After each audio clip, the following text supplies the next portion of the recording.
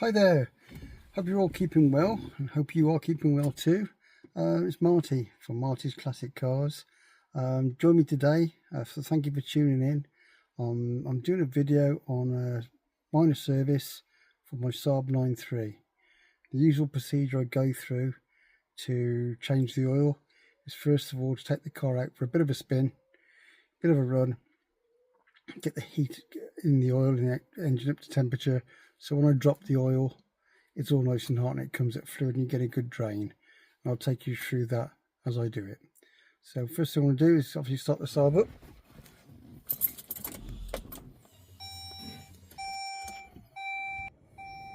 Just waiting for the check lights. We'll go out. Wait for that little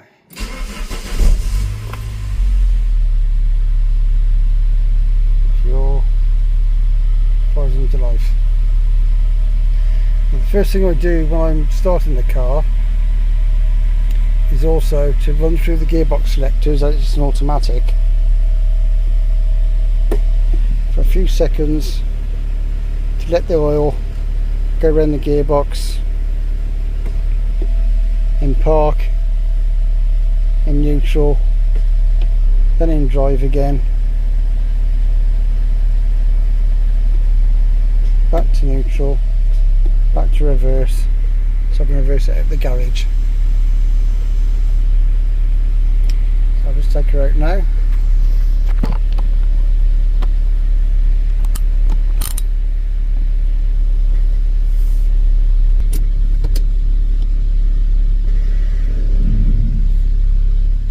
Some creaks and groans on the brakes.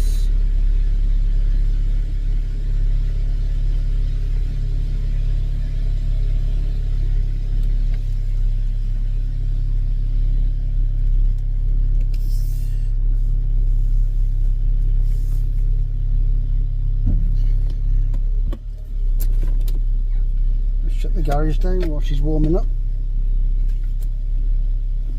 The interior wouldn't like that, would it? You don't like that sort of thing. You said you've got to warm the car up for ages.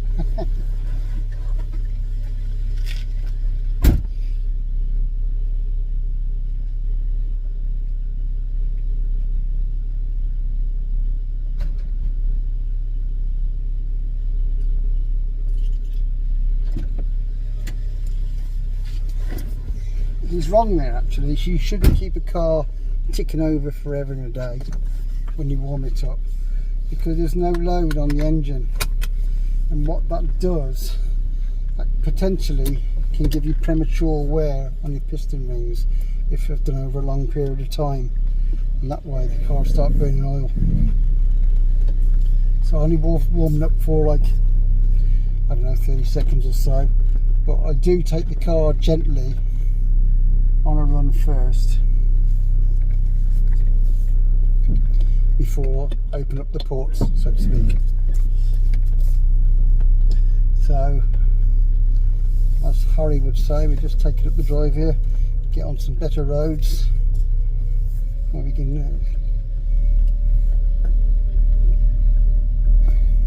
living in a cul-de-sac is one of the things, is when you do warm the car up, you can just toot it up the road gently, 10 or 15 miles an hour, get the oil circulating very slowly, nicely up to temperature. You're not putting the car under any load.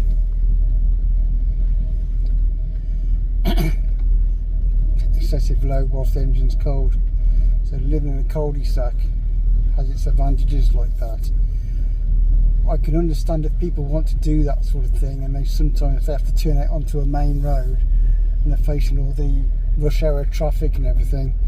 It makes it difficult to do because you've got to keep up with the rest of the guys. Naturally, you're sort of under a bit of pressure straight away as soon as you get out your driveway, so that doesn't make it so convenient really. But it's a practice I've always done, even before I lived here, when I lived in my parents' house and stuff like that, and even when I was a kid I used to warm the car up for a little bit. It's a good practice to do, whether it's an old car or a modern car.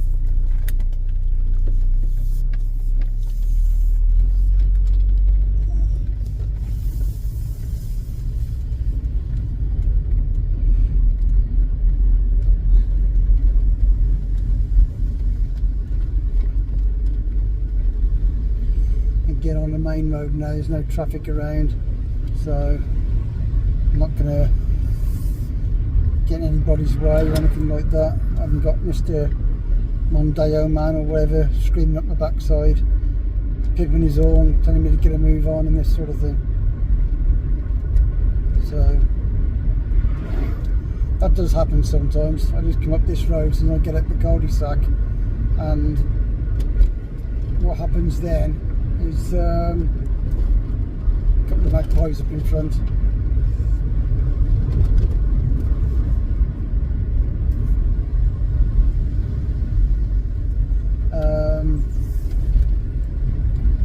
What happens then, I get people screeching up the backside, like there's a guy coming up there now. Oh, he's going to overtake me on the Grover Hill. Is he? No, he's thought better of it. He was speeding anyway. Not that I don't.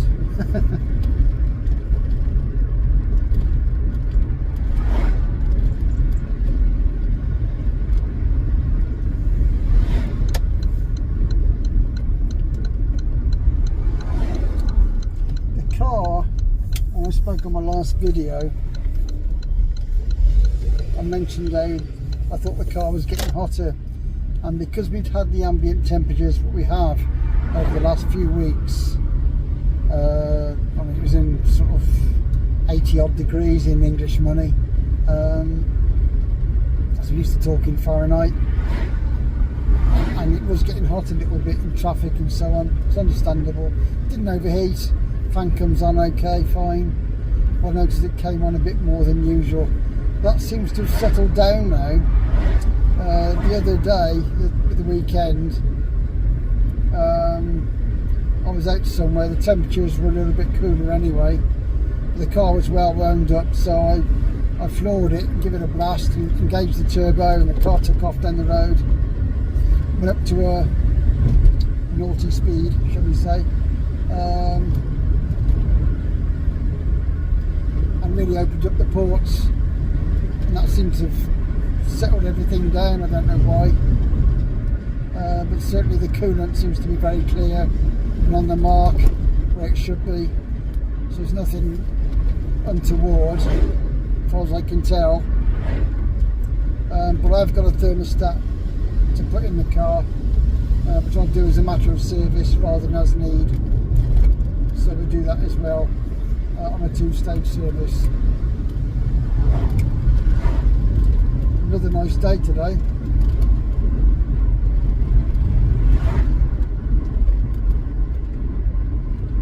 Don't need to take it too far, but sometimes I used to go up the local dual carriageway when I did this, between it before an oil change and in between speed cameras. Drive a little faster, as we do, and really get the oil through the port sort of thing and everything up there after the car was well warmed up. But going through the town, there's a lot of stop-start traffic at the moment with the amount of building we've got going on, so I've decided to come the other way, a bit of countryside running, just to do the same. So we're easily up to temperature now. Does get warm quite quickly, and my son, who was a qualified mechanic, tells me that's the sign of a very healthy engine. Maybe it's due because of my regular oil changes, I don't know, but he just seems to get up to the halfway mark within about a mile and a half quite easily, even when you're just going very slowly. But she settles down very well. She's okay. Touch wood.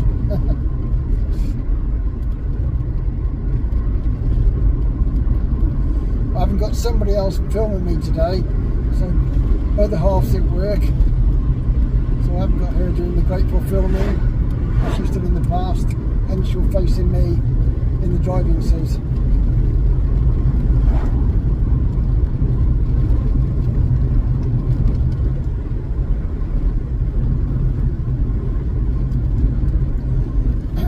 One thing they did say about turbocharged cars, I remember reading Motorsport magazine.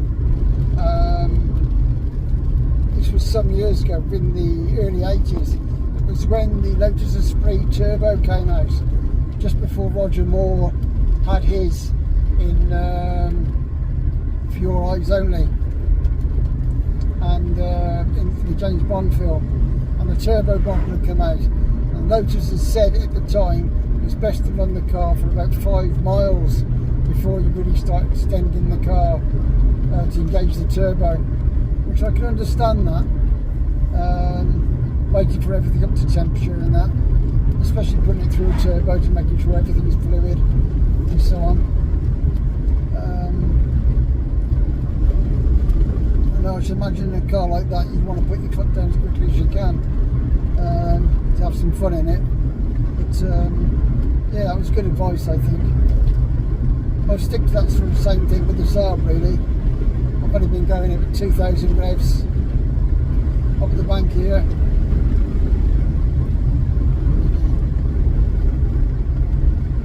Done about 3 miles or so.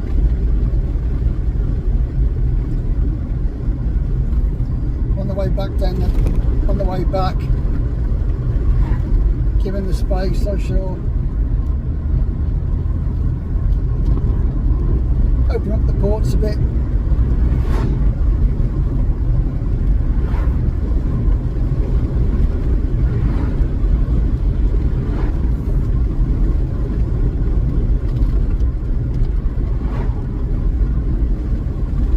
I must admit, I enjoyed driving this car. I never thought I would be so fond of it as I've become. I wasn't a Saab fan when I was a kid at school. I was all out for Romeo and Fiat and Lancia. My friend actually at school was all Saab. But I've grown quite attached with this car. There's one thing about it is when I get in the garage, even when I haven't drove it for 2 or 3 weeks, when I had the company car and so on, I start it up, connect the battery, start it up, kick over the first time. The only time she didn't, as was when the crank position sensor went. But other than that, she always kicks over the first time. And there's no oil consumption or water consumption to speak of. Generally, the garage is dry underneath the car. It's just stuff like that. It's quite reassuring. I think she's trying to tell me something like, keep me, look after me, you know. Which I've tried to do. I've spent enough money on it over the period of time. I'd rather not discuss the figures because it's quite frightening. But saying that, I've had it for 7 years, so it all evens out. I think I'd rather keep an old car going, which I've had an attachment to, rather than just buy a new car. To replace it and bring another car on the road. Our roads are congested enough in the UK as it is, without bringing another car on the road, so why do it? If the car fits the bill, fits the purpose, have some pride in it, look after it, do work yourself if you can, learn to do things yourself. It's nice to do that. It gets you more attached to the car when you do that stuff. Work to yourself as well, you work things on yourself, putting the plugs in the oil and so on, doing things you can do. If there's stuff you're not confident about doing, or you haven't got the equipment for, then obviously pass it to a garage you've got confidence in. But if it's stuff you can do yourself, then go ahead and do it. You know, there's Haynes manuals around, and information you can buy. You can get advice from motor clubs, and that's a good thing to do.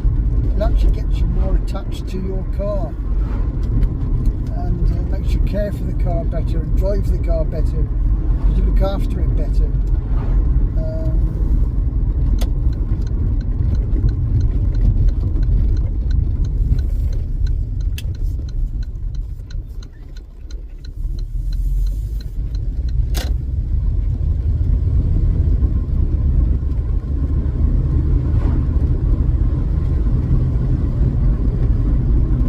Guy from America who runs a Jeep, Chrysler Jeep. And it's one of these 80s, 90s models, a bit like the Dodge I've got now from my late son. And he talks about that in great detail when he does the work himself. He said the car's paid for, he hasn't got no debt on the car, he doesn't owe no money on the car, no finance. The insurance is paid for, whatever taxes he's got to pay is paid for. In that respect, he's very content with that. And that is quite reassuring, I think, to be like that way. Rightio. Have a bit of sport mode.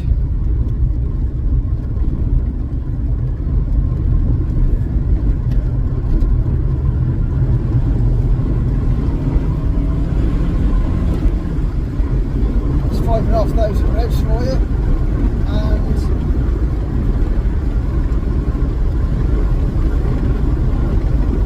quite a few miles per hour.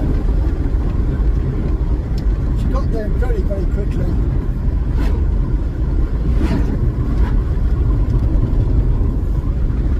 It's a good thing this kickdown box, I must have done that in about 5 seconds or something. I won't tell you what speed I was going, but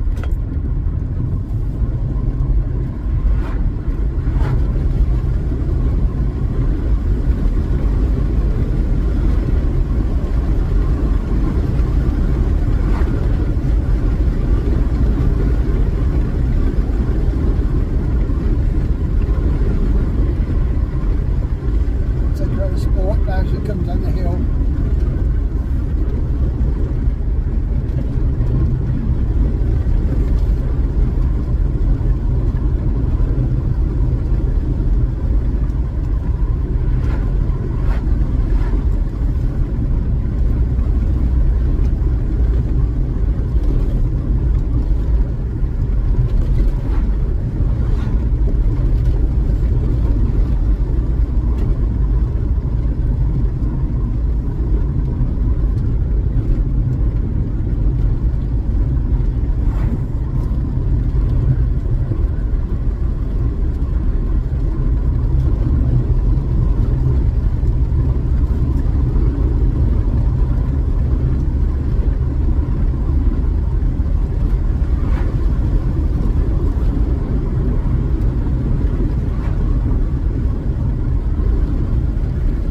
Sometimes I can't believe that this is a low pressure turbo, although I can, because it's a more gradual performance, more linear performance.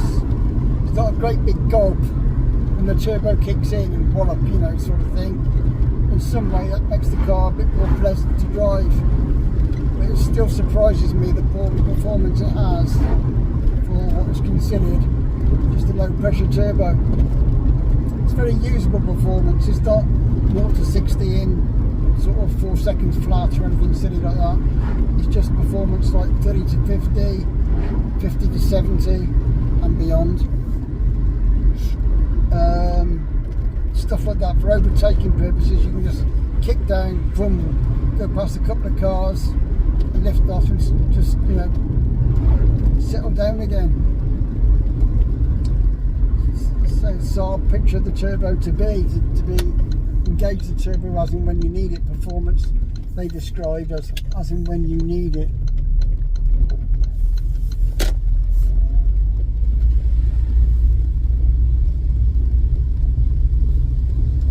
But you don't have to use it all the time.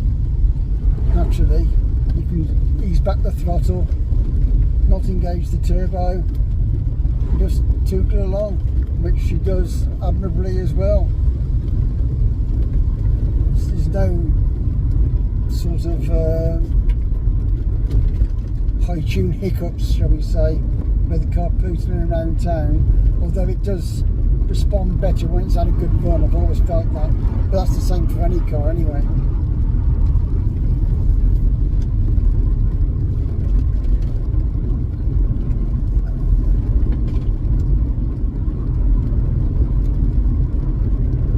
What you'll do now is you'll join me in the garage and I'll go through my oil change. And what I do, in actual fact, what I tend to do is leave it overnight, which you'll see, and that way it gets a good drain. And then what I do, I start the refill tomorrow morning.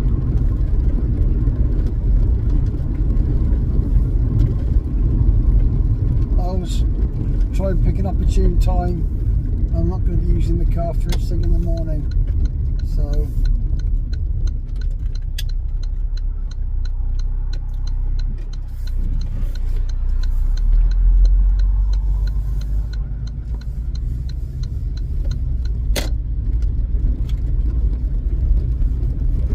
okay, I'll join you in the garage in a minute.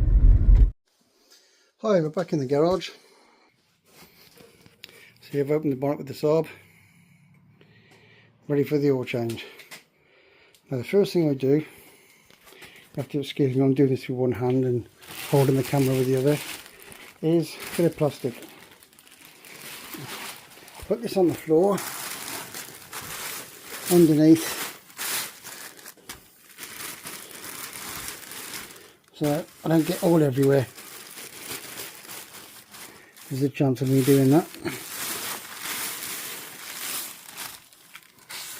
I'll just put this under.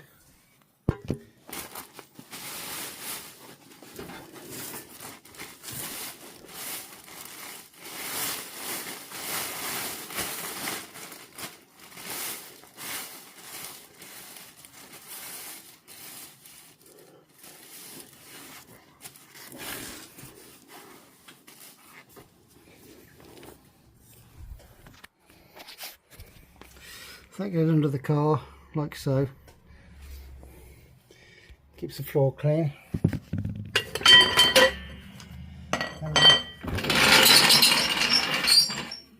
Do a jack.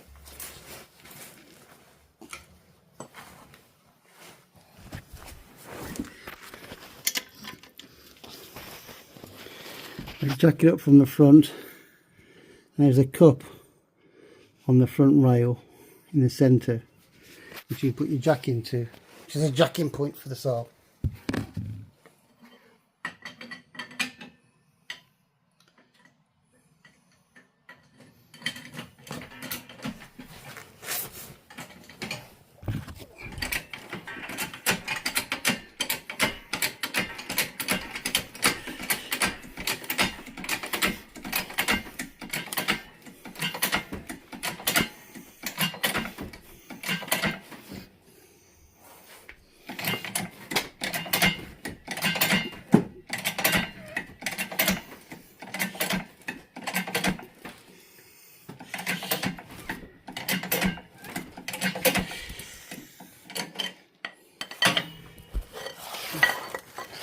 That there like that.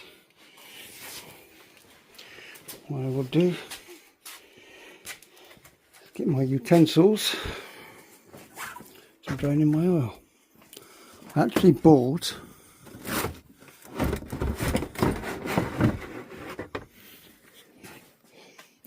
I use this one for the oil, for the oil filter.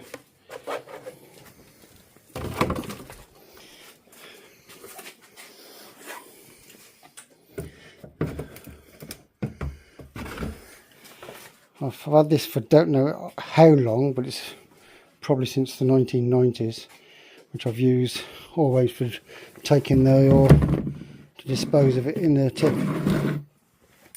So I decant my oil into there when it's all out the car.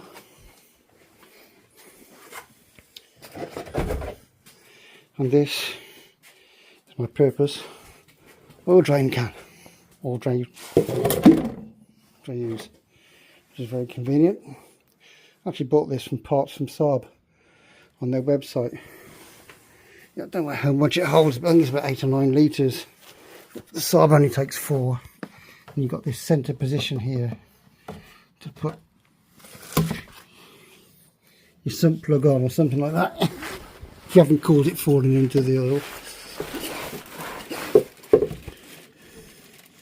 But what I do there, just put it on the plastic there. Just saves it splashing, going everywhere.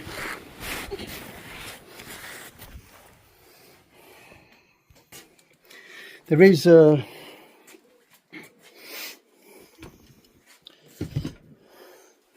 way of holding the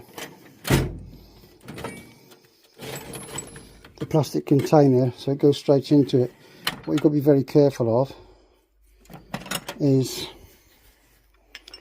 the oil not splashing out and get onto that centerpiece. It tends to go everywhere, so you have to sort of aim it for the side of that when it comes out. It's 13mm socket. I renew the sump plug each time and a copper washer with it, and something you will see when I refill the oil and put the new sump plug back in, I also use a bit of PTFE tape on the thread. It's just to give it that extra bit of seal, so there's no leaks and so on. If you can just bear with me a second. I don't know if I can do this at the same time as hold the camera. I don't know. It's not terribly tight. Neither should it should be.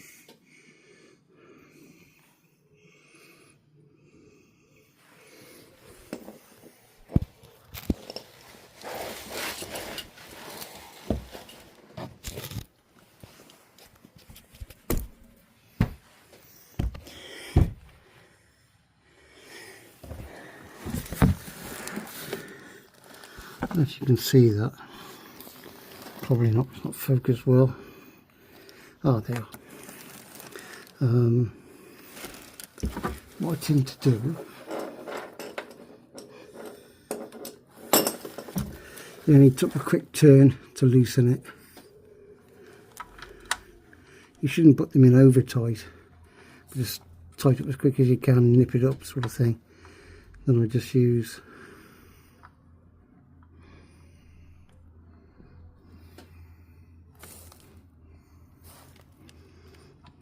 and then just spin it out easier. So be careful where this goes. Sort of aim it for there.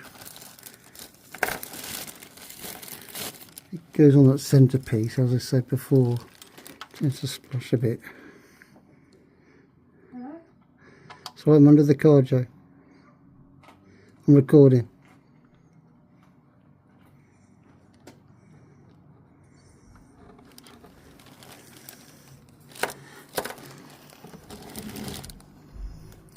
Other half just got in.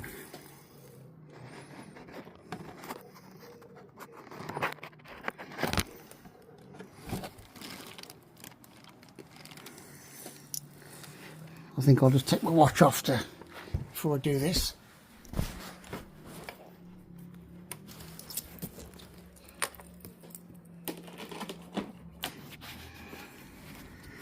In with me again. There she is.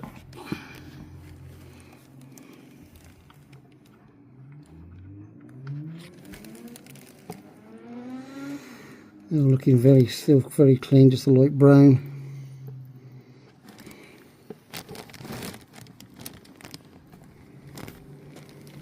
There you go.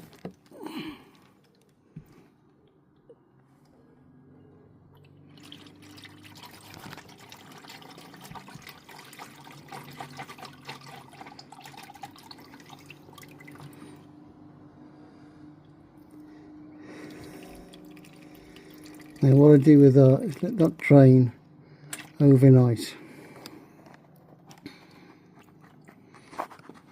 And what that does, it gives you a very good drain to get as much as you want out as you can. Ooh, getting off with this stuff. That's okay. Position that nicely so that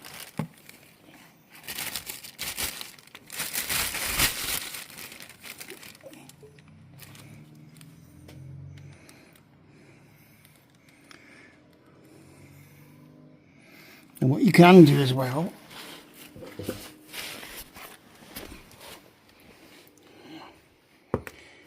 if you believe in such a thing,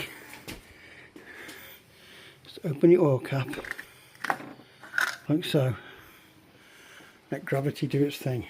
The air pressure going through the engine Spike like a radiator. If you take the top off, more comes out. So just let that do that overnight. That'd be great. Now I do the oil filter as well, and what I do with that is I use an oil filter wrench.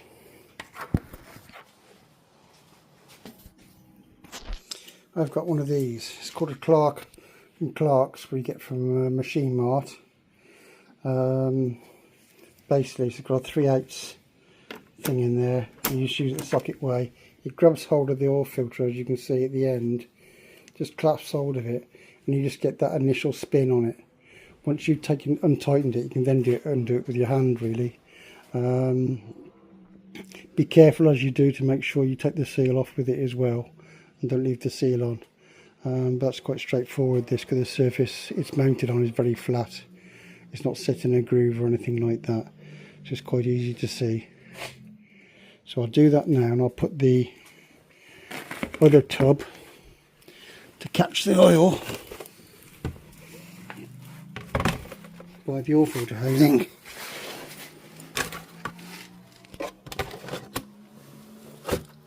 Which is about there usually.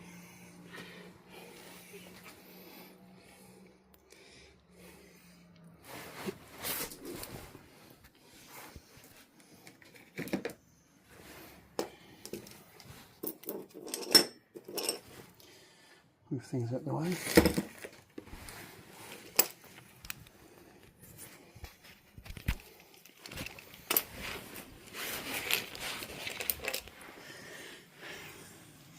That one a bag, yes, that was alright. The oil filter, as you can see, it's just there on the side of it.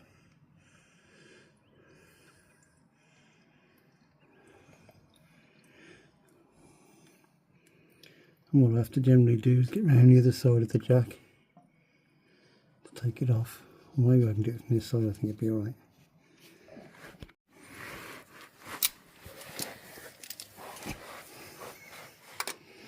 And that just goes on the end of there, as you can see. And once it grabs hold, it grabs it tight on the shell of the filter. Twist it off, get the first turn done, so it just loosens it, and then it just comes off by hand quite easily, and you can just drop it into the bucket.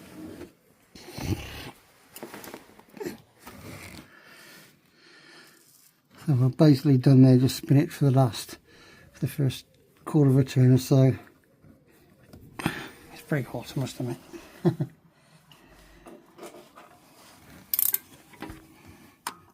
Once you put it on, get the first bit off.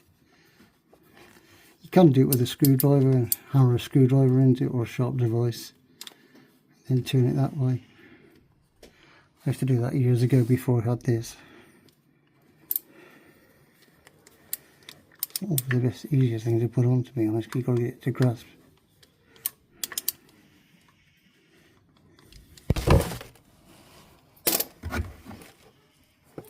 Hold on a minute.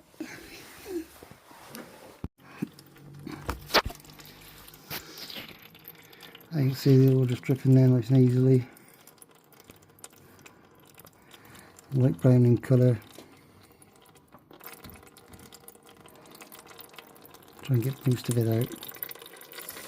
As it trickles out like that, it doesn't splash everywhere.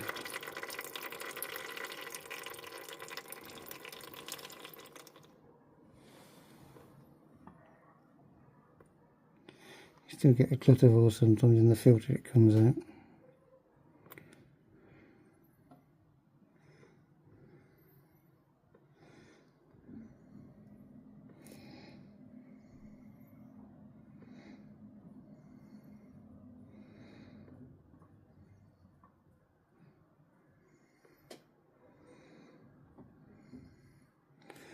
Makes a lot of difference when you do heat the car up first, so the oil comes out very fluid.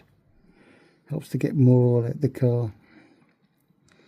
When I used to have a Fiat Twin cam years ago, I even used to take the cam covers off the cam boxes and use like a like a turkey baster sort of thing, like a thing you suck up through a tube, and then get the oil out of there in case there's an SF4 line in the engine. That sounds a bit sort of over the top, I know, but I used to do it. It's okay.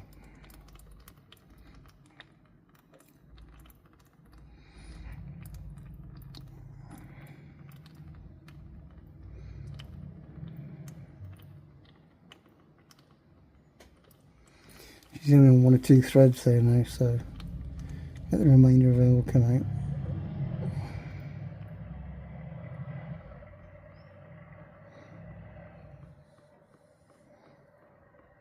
As far as the sump's concerned, you can see it's just dripping now. Still dripping quite fast. So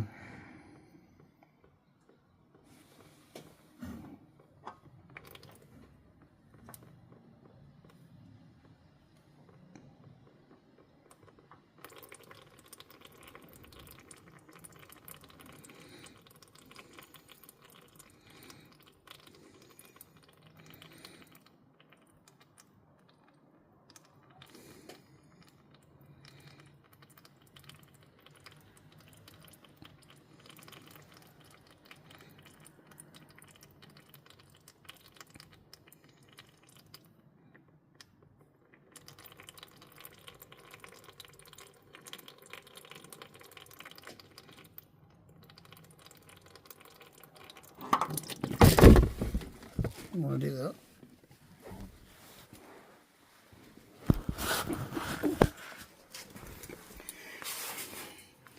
Right, sorry I dropped the thing then. Luckily it landed in the bucket anyway. Spilled a little bit of oil on the garage floor, not much though. Just shows I'm human. Trying to do it with one hand and hold the camera at the same time. That'll go on dripping now overnight. And what I sometimes do is let the car off the jack and then on it again, and then it alters the angle, how the engine is to the angle of the drive. Then it sometimes fetches a bit more oil out, you know. You can tilt it at one side and then the other and all that sort of thing. You have sometimes to go to all that sort of thing, but if she drains overnight, you get a good drain out of it. All the dirty oil should come out of it. Then one thing I've also got to make sure I do is make sure there's no PTFE tape in the thread, which I put in with the on the sump plug. So I'll put my finger into the hole in a second when it's cooled down a bit. Make sure there's none of that in there. I'll show you how I do it in the morning. To do that, we're doing it this way, you get a really good drain overnight. Keeps your engine healthy.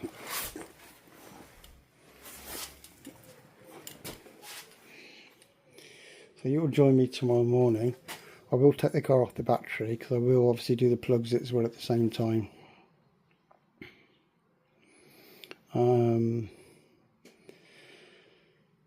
And the air filter on these, I've got a performance filter in, which is basically fits in the same standard air box. It's one of these you don't have to replace, but you just make sure to keep it clean once in a while.